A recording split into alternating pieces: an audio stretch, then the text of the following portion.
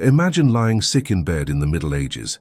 Your head burns with fever, your body shakes, and the doctor who walks through your door might be the one who kills you. Armed with knives, leeches, and theories that made no sense, medieval medicine turned suffering into an art form. They believed sickness came from bad blood, angry planets, or demons hiding inside the body, and their cure for almost everything was to bleed you until you were barely alive. The truth is terrifying.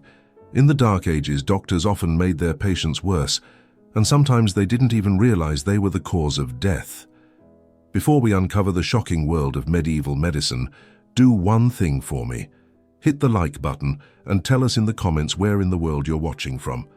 I love seeing how far these dark tales of history travel. And don't forget to subscribe, because every week we open another chapter of the strange, brutal, and fascinating world of the Middle Ages. Before understanding how medieval doctors made things worse, we have to enter their world, a world where science, religion, and superstition were the same thing. Medicine in the Middle Ages was not about healing, it was about balance, or at least what they thought balance meant. Doctors believed the human body was ruled by 4 substances called humours: blood, phlegm, yellow bile, and black bile. If you were sick, it meant one of these humours was out of balance. The cure: to drain, purge, or burn it back into harmony. These ideas came from ancient Greece, mainly from Hippocrates and Galen, whose writings were treated almost like scripture. By the 13th century, medical schools across Europe taught that everything, and from fever to madness, came from humours misbehaving inside the body. Fever: too much yellow bile. Melancholy: too much black bile. And if you coughed blood, it was a sign the heavens themselves were out of order. But it didn't stop there. Doctors didn't just look at your body, they looked at the stars. Astrology was part of medicine. They believed the planets governed your organs, your moods, and your fate. Mars ruled the blood, the moon ruled the brain, and Saturn brought melancholy. Before performing surgery or bleeding a patient, some doctors checked the sky to see which stars were favorable. Your illness, in their eyes, might have been written in the heavens long before you were born. The church, too, played its role. Disease was often seen as divine punishment. A fever could be God's warning. Leprosy, a mark of sin. Madness, a sign of possession. So medicine became a battlefield between priests and physicians, one trying to heal the body, the other trying to save the soul. Sometimes both worked on the same patient with horrifying results.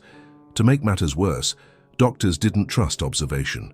They trusted authority. If Galen had written that the human liver had 5 lobes, even though real bodies showed otherwise, then the book was right, and the corpse was wrong. Dissection was rare, forbidden in most Christian lands. When it happened, it was in secret, and often only on the bodies of executed criminals. So the doctors who claimed to know the body best had almost never actually seen inside one. The result was a system built on ignorance, fear, and blind faith. A patient with a headache might be bled until they fainted. A feverish child might be given a potion of vinegar, garlic, and crushed emerald. A plague victim might be locked in a room filled with burning herbs to chase out the bad air. To them, this was science. To us, it was torture disguised as treatment. And yet, in a world where knowledge was forbidden and sickness meant death, these men were the only hope people had. They called themselves healers. But too often, they became executioners in robes. If you lived in the Middle Ages and got sick, your worst fear was not the disease itself, it was the cure. The most common treatment for almost everything was bloodletting. Fever, headache, chest pain, or even depression, the solution was always the same: drain the blood. Doctors believed excess blood caused the body to overheat or grow restless. By removing it, they thought they were restoring balance to the 4 humours. In reality, they were pushing their patients closer to death. There were several ways to do it. The simplest was to slice open a vein in the arm or leg and collect the blood in a bowl. Doctors often carried knives, scalpels, and a special instrument called a phleem, a metal blade with a spring that would snap into the skin. The amount of blood removed depended on the patient's age, body type, and the phase of the moon. A weak old man could be drained as easily as a pig at slaughter. If the doctor wanted something gentler, he used leeches. The slimy creatures were applied to the temples, behind the ears, or anywhere the blood was thought to be corrupted. They would suck until they fell off, or until the patient fainted.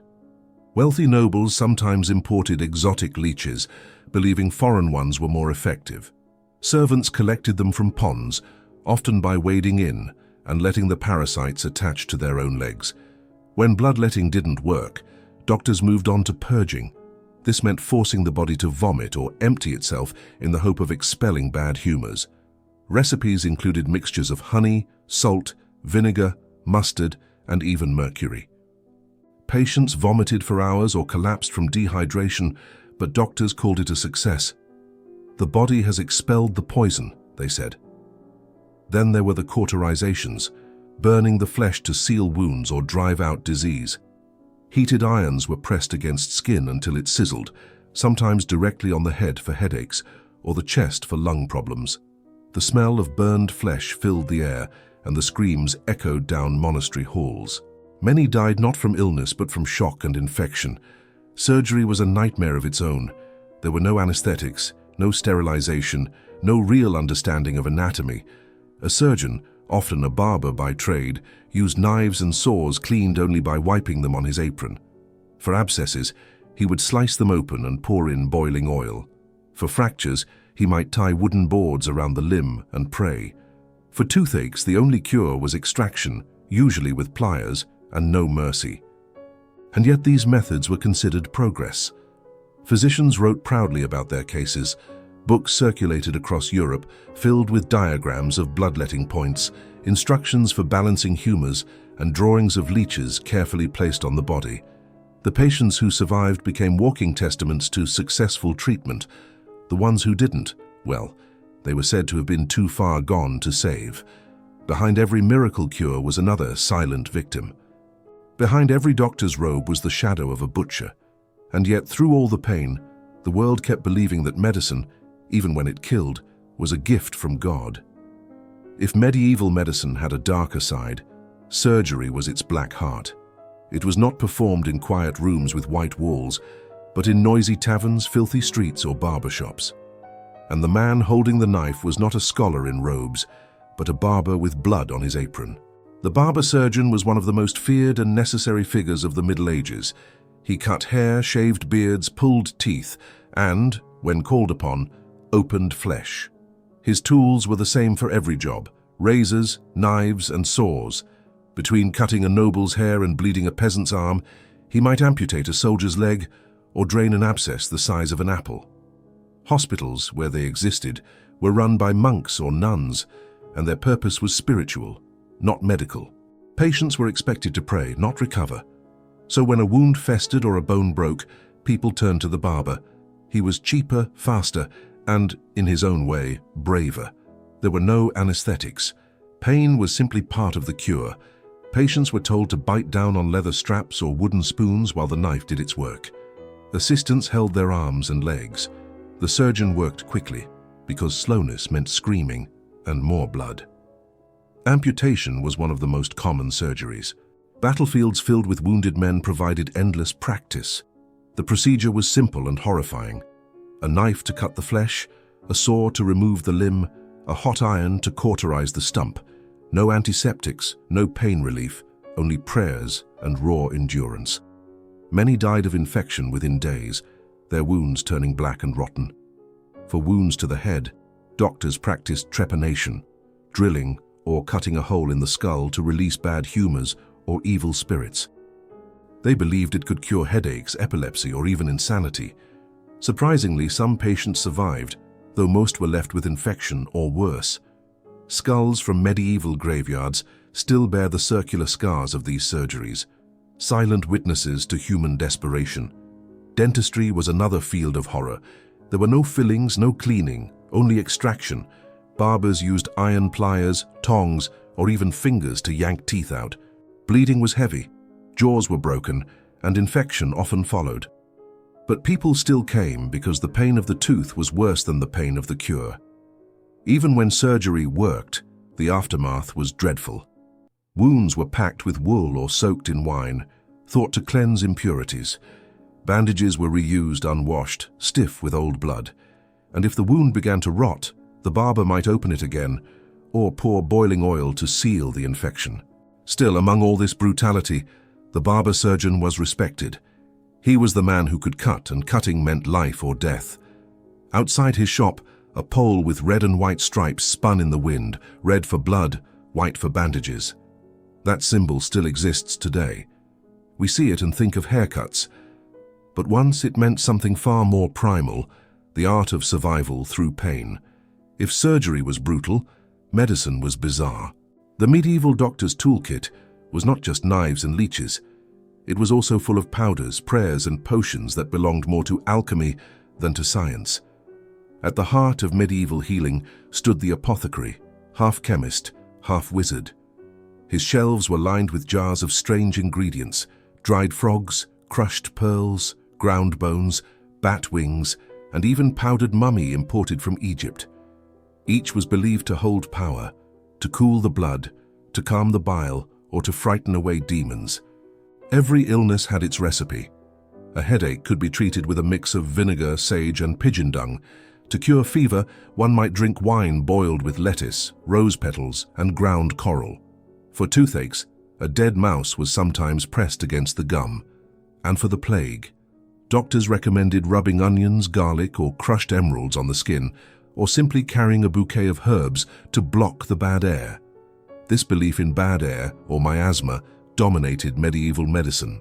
People thought disease spread through invisible clouds of corruption, so they burned incense, carried sweet-smelling flowers, and wore long-nosed masks stuffed with herbs, not realizing that the real killers were the fleas and bacteria they couldn't see. But not every cure was herbal. Some doctors turned to astrology, claiming the stars controlled human health. Charts were drawn showing which planets governed which body parts. The sun ruled the heart, the moon ruled the brain, Mars ruled the blood. A doctor might refuse to bleed a patient if Mars was in the wrong house, or might wait for the moon to change before treating a wound. Religion mixed with all of it. Holy relics, bones of saints, pieces of the true cross, were pressed to the sick in hopes of miracles. Monks prayed over the dying, while wise women and local healers whispered spells taught by their grandmothers. Some treatments were harmless, others deadly. Boiling mercury, drinking lead, or swallowing powdered gems were seen as ways to purify the body from within. They often worked by killing the patient quickly. Even animals had their medical uses. Blood from a goat, fat from a bear, or milk from a nursing woman could all become ingredients in potions. Sometimes patients were made to sleep next to animals thought to absorb the illness. A rooster, for instance, might be tied to a plague victim's stomach until the bird died. That was taken as proof the sickness had transferred. And yet, amid the madness, a few genuine remedies existed. Honey helped prevent infection. Certain herbs like mint, sage, and willow bark truly eased pain or reduced fever, but no one knew why they worked, only that they seemed to. The line between medicine, magic, and miracle was thin, and doctors crossed it every day. To heal meant to experiment, with faith, fear, and human life itself, and in that desperate world, even the strangest cure was better than none at all.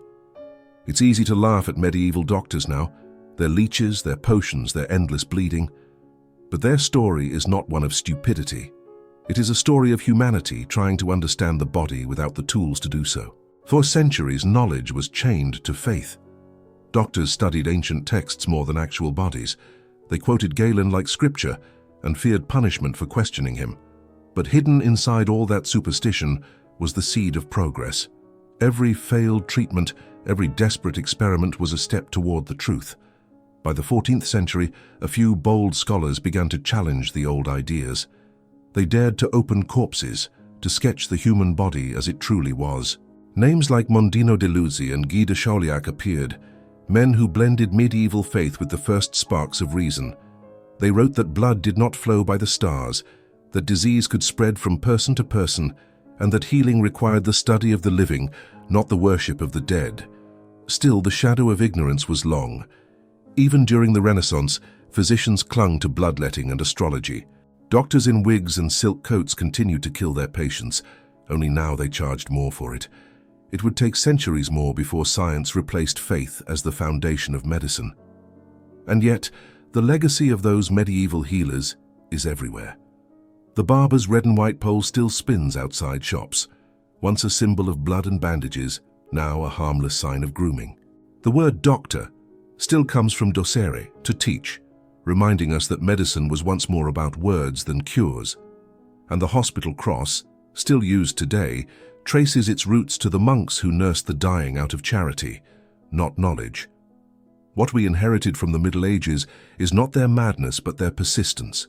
They lived in a world where illness was a mystery, death a daily visitor, and hope a fragile candle in the dark. They cut, burned, bled, and prayed, not out of cruelty but out of desperation.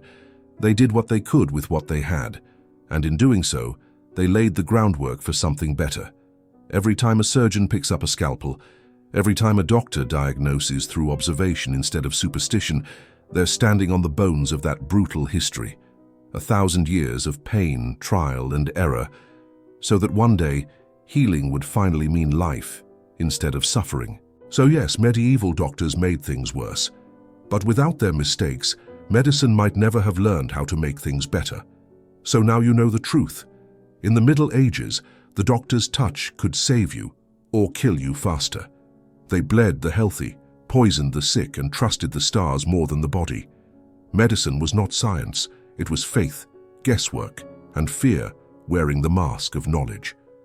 And yet, out of that chaos, something extraordinary was born. The first hospitals. The first surgical manuals, the first people brave enough to question what they were told. Their failures became our foundation. When you see a doctor today, when you take a clean pill or step into a sterile room, remember the world that came before it. The knives, the leeches, the fire. Every cure we have now was paid for in centuries of pain and ignorance. Thank you for watching, and we'll see you in the next video with another strange, shocking, and crazy chapter from the Dark Ages.